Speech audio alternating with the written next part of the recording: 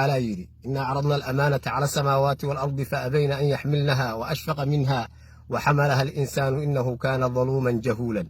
ما أنت أمانة يا إنسان ما أنت دلكاني هيل بو إدين كباهن ياهي ما أنت عيدن كصوماليا ميل كستا جو هيل بو إدين كباهن ياهي ما أنت شعب كصوماليا هيل بإدين كباهن يهين هيل كاسو إنان دلك الدب لو علين أو قبيل لغا إلاليو ما أنت قبيل لو مباهنا دلكاني قبيل مباهنا ما أنت دلكاني وحو باهي محمد عبد الله فرماجو حل دبان إلهي بانو كوكو دارين ما أنت عدكاغا نوغو هيلي أنا واعيدن كي صوماليات ميل كستا أنو جوغنو عدكاغا ما أنت نوغو هيلي وعدكاغا يا سينيسا ما قبيو مايا محمد عبد الله فرماجو هلا كان ninkan saaxiibkay askariga ila fadhiya wuxuu tirin doonaa tixgabay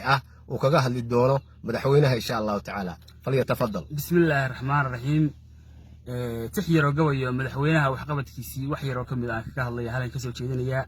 dhageysi wacan ninka dunida inaan heegsaniyo horumar doonaya harsi iyo hoyaadna uga tagay dawlad hana qaata oo howlihii loo igmaday guul ku soo hoyiyay oo naga hortagnaa 5 sano hororna boobaya oo heegan ciidan dhisay iyo heybad lagu faano hawadeeni buu soo cesho reer hagayeen hadal laguma soo koobi karo howluhu galay hiilku u galay qarannimaan abid hilmaameynin allah ayuu hadana noogu dhib waan ku haybsaday amiin insha Allah amiin ballanteenu xilligan yaa weeye waa maxamed cabdullaahi farmaajo